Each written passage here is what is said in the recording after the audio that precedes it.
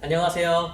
오늘은 성경에서 해석하기 가장 어렵다는 두 권의 책을 한 번에 보게 될 텐데요. 바로 전도서와 아가입니다. 미리 말씀드리지만 이 두 권의 성경은요, 구조를 파악하는 것이 전혀 의미가 없습니다. 왜냐하면 여러 개의 시와 또 지혜들이 한데 뒤섞여 있는 책이기 때문이죠. 물론 시편도 그렇고 잠언도 그렇고 여러 가지 시, 또 지혜들이 모여져 있는 모음집이긴 하지만 그 시편과 잠언은 나름의 구조를 갖고 있습니다. 하지만 이 전도서와 아가는 전혀 그런 구조가 보이지 않아요. 대신에 전도서는 전도서의 주제, 그리고 아가는 아가의 주제에 맞게 많은 글들을 모았다는 의미가 있고요. 그래서 이 글들이 모여진 이유, 바로 이 두 권의 주제를 파악하는 것이 가장 중요하다고 볼 수 있습니다. 먼저 전도서에 대해서 설명을 하겠는데요. 제가 잠언을 이야기하면서 세 가지 특징이 있다고 했죠. 첫 번째 특징은 인간의 어떤 행동이 결과로 이어지는 것을 공식으로 만들려고 한다. 두 번째, 어떤 두 가지의 길을 비교하면서 이것을 통해서 지혜를 가르치려고 한다. 그리고 마지막 세 번째는 이 모든 것의 결론, 결국에는 이런 행동을 갚아주시는 분, 어떤 행위가 반드시 결과로 이어지게 이 인과응보가 바로 하나님 안에 있다라고 그렇게 말씀드렸습니다. 그렇기 때문에 사람을 심판하시기도 하고 또 선한 것은 보응하시기도 하는 하나님을 경외하는 것이 지혜의 근본이다 라는 것이 잠언의 주제였는데요. 하지만 정말 그럴까요? 우리의 인생은 내가 행동한 대로 그 결과가 언제나 따라올까요? 그렇지 않을 때를 많이 봅니다. 잠언의 말씀처럼 의인은 항상 하나님이 인정하시고 악인은 항상 심판을 받는 그 공식이 지금 우리가 사는 세상에도 그대로 유효할까요? 우리는 그렇지 못할 때를 느끼고 있습니다. 내가 노력한 대로 결과를 얻지 못할 때, 악한 자가 오히려 더 잘 살 때 느끼는 그런 허무함 속에서 다시 하나님을 쳐다보자 라는 것이 전도서의 가장 중요한 부분입니다. 제가 전도서를 배울 때요, 저를 가르쳐주던 교수님이 전도서를 표현할 때 65대 1이라고 했습니다. 저는 이 편을 굉장히 좋아합니다. 성경이 66권인데 다른 65권은 전부 다 이 잠언의 말씀처럼 하나님은 반드시 악은 심판하시고 선한 것은 보응하시는, 어떤 행위가 있으면 그거를 갚으시는 인과응보로 모든 것을 설명하지만 전도서는 꼭 그렇지 않다는 것입니다. 원칙이 깨지고 선한 자가 고통받고 노력한 것이 물거품이 되는 그 허무한 순간에도 우리는 하나님을 바라볼 줄 알아야 된다는 것이 전도서의 아주 귀중한 가르침인 것이죠. 전도서를 감싸는 큰 주제가 있습니다. 바로 앞부분과 뒷부분에 나오는데 바로 헤벨입니다. 1장 8절을 보시면 전도자가 이르되 헛되고 헛되며 헛되고 헛되니 모든 것이 헛되도다 이렇게 얘기하고 있고, 끝부분 12장 8절도 보면 전도자가 이르되 헛되고 헛되도다 모든 것이 헛되도다 이렇게 얘기하고 있습니다. 헤벨, 헛되다 라고 번역이 되는데 전도서의 전체 주제죠.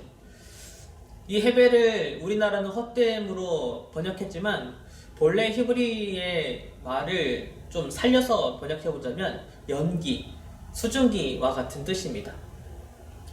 아주 좋은 순간, 우리가 그 좋은 순간이 영원할 거라고 생각하지만 그것은 연기처럼 사라지고 금방 사라진다. 내가 잡았다고 생각하는 것, 내가 잡은 성공, 내가 잡은 부, 이것도 순식간에 손에서 사라지는 수증기처럼 헛된 것이다 라고 그렇게 하는 것이죠. 우리의 인생의 험한 이유를 전도자는 이 두 가지로 밝히고 있는데 앞부분과 뒷부분이 그걸 또 감싸고 있습니다. 우리의 인생의 험한 첫 번째 이유는 1장 부분에 나오는 바로 시간 때문입니다. 1장 3절부터 11절까지 나오는데요. 우리가 살았던 인생은 길어야 100살이죠.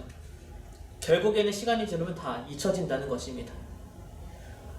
우리가 눈앞에 당장 보이는 저 태산, 그리고 바다의 그 물결은 천년이 지나도 몇천 년이 지나도 영원할 것 같이 계속되지만 우리의 인생은 너무나 그에 비하면 자그만 찰나의 순간이라는 겁니다.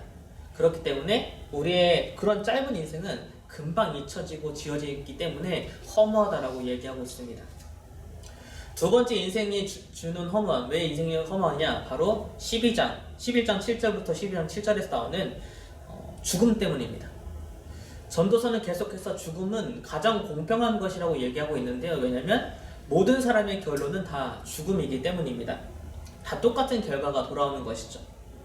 그런데 문제는 여기서 발생합니다. 부자든 가난하든 똑같은 모든 결론이 죽음이다. 선하게 살았건 악하게 살았던 모든 결론은 죽음이라고 했을 때 너무나 불공평하다고 허무하다고 느끼기 때문이죠. 결국 모든 인생은 죽음 앞에서 내가 붙잡으려고 했고 아무리 선하게 살려고 했어도 죽을 수밖에 없기 때문에 허무할 수밖에 없다라고 전도자는 설명을 하는 것이죠. 우리의 인생이 허무한 첫 번째 이유는 시간, 두 번째 이유는 죽음 때문이다. 자, 그럼 이런 허무한 인생을 우리는 어떻게 살라고 얘기하는 걸까요? 가장 먼저 전도자는 그 허무함을 받아들이라고 이야기하고 있습니다. 우리의 신앙이 매번 좋을 수 없죠. 우리의 삶도 매번 좋을 수가 없습니다. 언제나 의욕이 넘치고 목적이 넘치고 의욕 있게 사는 것은 아닙니다. 지치기도 하고 허무하기도 하고 그리고 목적을 잃고 그냥 방황하면서 살 때도 있습니다. 그런 우리가 헛됨에 빠지는 순간들을 다 받아들이라는 것입니다. 그리고 그때를 즐기라고 말하고 있습니다. 전도서의 가장 핵심적인 부분은 바로 3장에 기록되어 있는데 그 부분을 보시면요, 울 때가 있고 웃을 때가 있으며 슬퍼할 때가 있고 춤출 때가 있으며 찾을 때가 있고 잃을 때가 있으며 지킬 때가 있고 버릴 때가 있으며 사랑할 때가 있고 미워할 때가 있으며 전쟁할 때가 있고 평화할 때가 있느니라. 하나님이 모든 것을 지으시되 때를 따라 아름답게 하셨고 또 사람들에게는 영원을 사모하는 마음을 주셨느니라. 그러나 하나님이 하시는 일의 시종을 사람으로 측량할 수 없게 하셨도다 라고 말하고 있습니다. 우리가 지금 어떤 때를 살아가든 간에 우리는 그 때가 언제 찾아오고 언제 끝날지 알지 못한다는 것이죠. 기쁨이 계속될 것 같지만 결국에는 또 슬픈 날이 찾아옵니다. 사랑이 영원할 것 같았지만 미움이 찾아오기도 합니다. 만남이 영원할 거라 생각하지만 결국에는 죽음과 이별이 찾아옵니다. 즐거움도 결국은 내가 붙잡을 수 없습니다. 기쁨도 영원히 붙잡고 있을 수 없습니다. 그거는 수증기와 같이 날아갑니다. 만남도 영원히 붙잡고 있을 수 없습니다. 그것을 인정하고 슬픔의 시간, 미움의 시간도 다 나의 때로 받아들이라는 것이죠. 미움을 억지로 참으면 진짜 사랑을 할 수 없습니다. 슬픔을 표현하지 않고 참으면 진짜 기뻐할 수 없습니다. 일을 해야 쉼이 오고 또 쉴 때는 열심히 쉬어야 다시 일할 힘을 얻을 수 있습니다. 바로 지금의 때가 언제 끝날지 모르니 그 때를 누리라는 것이 바로 전도자의 가르침인 것이죠. 전도서가 말하는 결론은 결국에는 잠언과 똑같습니다. 하나님을 경외하라는 것이죠. 전도서의 마지막 본을 보시면요, 일의 결국은 다 들었으니 하나님을 경외하고 그의 명령들을 지킬지어다. 이것이 모든 사람의 본분이니라.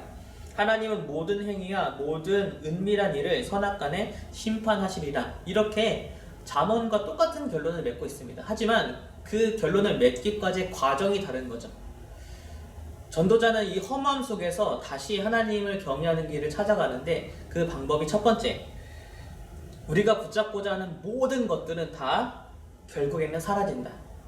두 번째, 영원하기를 바라는 순간들, 부유한 시간들, 행복한 시간들, 이것도 결국에는 수증기와 같이 다 사라질 것이다.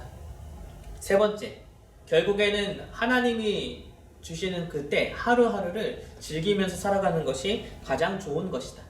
그리고 마지막 네 번째, 우리의 인생은 결국에는 하루하루가 하나님께 달려있으니 하나님을 경외하면서 살아가야 한다라는 게 바로 전도서의 결론입니다. 다음은 아가를 살펴볼 텐데요. 아가를 쉽게 설명하면 바로 사랑시 모음집입니다. 전통적으로 아가는 솔로몬과 술라미 여인 이 두 사람의 사랑관계라고 많이 읽혀졌는데 지금은 그렇게 보지 않습니다. 등장인물이 두 명이 아니라 세 명으로 보고 있어요. 술라미 여인과 한 목동이 사랑하는 것이고 솔로몬은 나중에 잠깐 등장합니다. 바로 이 여인을 빼앗기 위해서 등장하지만 결국 이 술라미 여인은 목동의 사랑을 선택하는 것처럼 보이게끔 마지막에 그렇게 열린 결말로 끝나는 것이 아가서의 주요 내용입니다. 그래서 결론적으로 아가는 술라미 여인과 목동 이 두 사람이 서로 사랑을 고백하는 또 그 안에서 여러 가지 일들이 벌어지는데 이게 굉장히 여러 시들이 서로에 대한 고백이 얽히고 설켜있기 때문에 그 내용을 한눈에 다 파악할 수가 없습니다. 어떤 구절은 여자의 목소리이기도 하고 어떤 구절은 남자의 목소리, 또 어떤 구절은 솔로몬의 목소리, 또 심지어는 그것을 바라보는 사람들의 목소리가 뒤엉켜져 있어요. 그래서 전체 구조를 다 파악하는 것은 의미가 없습니다. 중요한 것은 바로 이 사랑이라는 것들을 표현하기 위해서 이 수많은 시들이 모여졌다는 것, 그것이 바로 아가가 기록되어 있는 의미이자 이유라는 것입니다. 그 이유가 분명히 있겠죠. 그래서 아가를 해석하는 방법은 크게 전통적으로 세 가지가 있었습니다. 첫 번째는 우리가 잘 알고 있죠. 남자를 하나님, 그리고 여자를 이스라엘로 생각하는 것, 유대인들의 전통적인 해석입니다. 그리고 초대교회는 이것을 받아들였습니다. 그래서 두 번째 해석을 보면 남자를 예수님으로, 그리고 여자는 교회로 그렇게 비유해서 그 둘 간의 사랑을 이야기하는 것이다 라고 많이 해석을 했습니다. 하지만 요즘 들어서는 이 세 번째 해석이 주를 이루고 있는데 바로 순수하게 그냥 남녀 간의 사랑을 이야기하는 것이다, 그렇게 보고 있죠. 하나님이 창조하신 것들 중에서 가장 존귀하고 아름다운 것, 그것은 바로 사랑입니다. 그렇기 때문에 이 사랑 하나만을 가지고 아름답게 노래하는 이 시들이 묶여진 것은 의미가 있다는 것이죠. 그리고 하나님이 주신 이 사랑을 서로가 아름답게 표현하는 것을 하나님도 기뻐하실 거다라는 게 요즘의 많은 해석입니다. 자, 어찌됐건 이게 남녀의 사랑이든 아니면 하나님과 우리의 사랑이든 상관없이 아가는 순수하게 사랑만을 이야기하는 유일하고 독특한 성경입니다.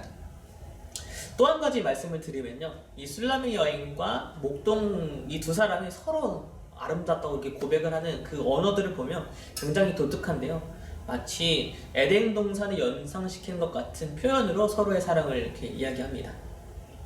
이것을 여러 가지로 해석해 볼 수 있습니다. 바로 에덴 동산에 있었던 아담과 하와의 그 사랑의 관계를 이야기하는 것처럼 볼 수도 있고요. 아니면 이 사랑을 우리와 하나님의 사랑을 연결해 보자면 하나님은 에덴 동산에서 우리와 사람과 사랑의 관계를 나누는 것을 지금도 원하고 계신다 라고 그렇게 해석할 수도 있습니다. 유대인들은 자신의 민족이 구원받은 하나님의 백성이 된 6월절에 이 아가를 읽습니다. 그들이 하나님의 백성이 된 날이죠. 우리가 구원받을 것은 바로 하나님이 우리와 사랑의 관계를 맺고 싶기 때문에 라는 것을 기억해야 합니다. 하나님이 우리를 창조하신 가장 주된 이유, 하나님이 우리를 구원해 주신 가장 큰 이유, 예수님이 우리를 위해서 십자가를 지신 가장 큰 이유는 바로 우리를 사랑하시기 때문입니다. 이런 사랑의 고백들을 우리가 함께 즐거운 마음으로 묵상하고 읽어보는 시간이 되었으면 좋겠습니다. 이제 다음부터는 시가서가 끝나고 예언서를 읽게 될 텐데 내용도 방대하고 어려울 텐데 우리 중반기를 넘어가고 있죠? 끝까지 힘내서 파이팅 했으면 좋겠습니다. 감사합니다.